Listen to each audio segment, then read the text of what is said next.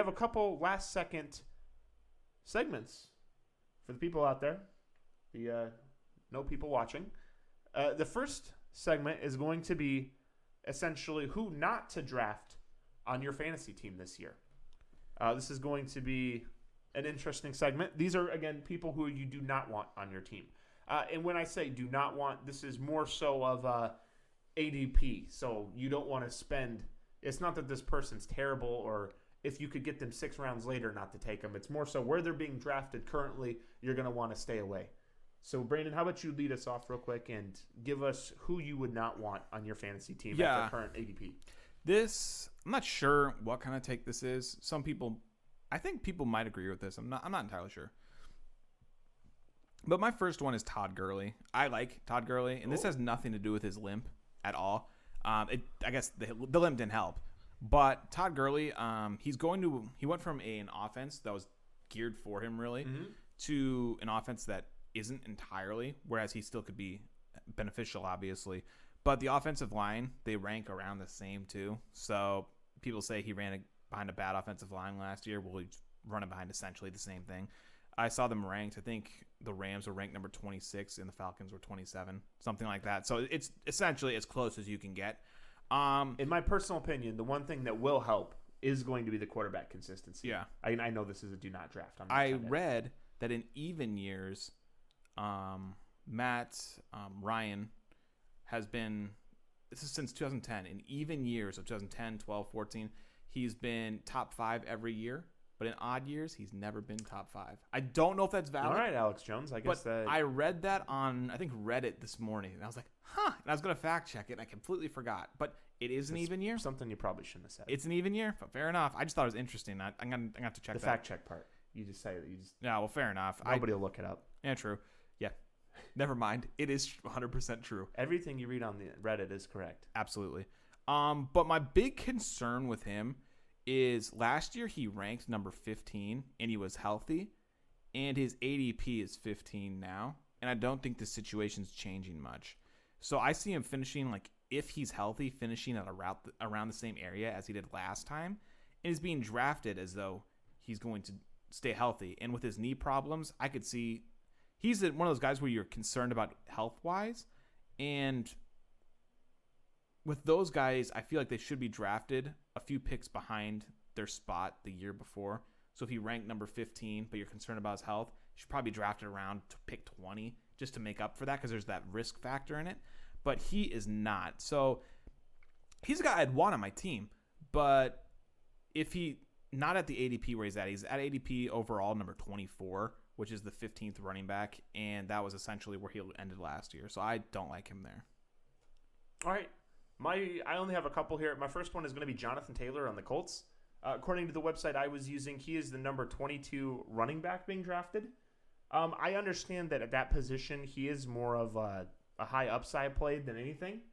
I just think there's a lot of uncertainty in that backfield. And if you told me Marlon Mack, it's more so that Marlon Mack is ranked behind him. I think that Marlon Mack is still going to finish with more yards, personally. I don't, but I also have him on my list for reasons. I think that whole running backfield, the backfield is going to be a little bit of a cluster. And so that being said, I just think that Jonathan Taylor is a little too high for me, especially given how much further ahead he is of Marlon Mack. As you're just kind of hoping.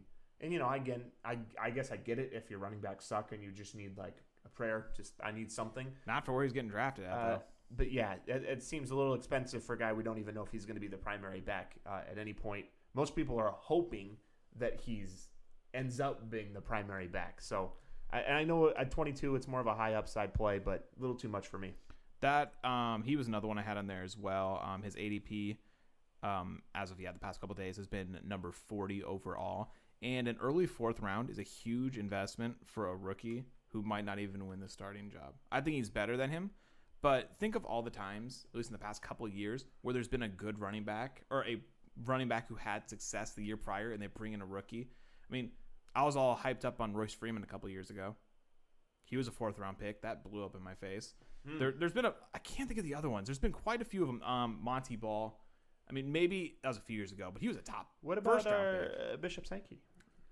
I don't want to talk about Bishop Sankey, but it seems like there's a lot of rookie running backs getting picked around the 4th round in the past years, and very few of them pan out. And a lot of times it is like Noshawn Marino was just simply better than Monty Ball. And I don't think he will be. Marlon Mack will be. But Jonathan, he was good last year. And if Jonathan struggles or if he fumbles a couple times, because he had fumble problems in college as well, I could feel like him getting shelved. But he's one of those guys where I thought he could be a league winner, which he can, but I don't want to risk an early 4th round pick on somebody who has a slight chance of being a league winner, especially when Marlon Mack exists. Yeah, they're writing him off too quickly. So he was he one of your guys as well? He was one of mine. All right, so my next guy, I have DeAndre, I think that's his name, DeAndre Swift on the Lions. This is going to be a very similar take to my Jonathan Taylor take. I am not convinced that he's the starting running back, personally. I think that he is going to be used. I just think Kerryon is still probably, and again, a lot of it comes down to health. Kerryon's still wearing the brace. We don't really know where he's at right now health-wise. I just think that Kerryon is still good enough that you can't just pencil DeAndre Swift in there to be the number 1 guy. And so that the Lions typically don't run very much in the first place. So essentially, he's on the website I used, he's being drafted as the number 25 running back overall. Again, I get that that's a high upside shot in the dark sort of thing. I just don't think that he's going to transcend anything. I mean, name the last time a Lions running back was a top fantasy option. I'm going to, you're not going to be able to name it. That 1 year Reggie Bush, but then the next year he was terrible. Reggie Bush, yeah. So it's unfortunately I have Kerryon in Dynasty. I don't want anything to do with that Lions backfill, unfortunately.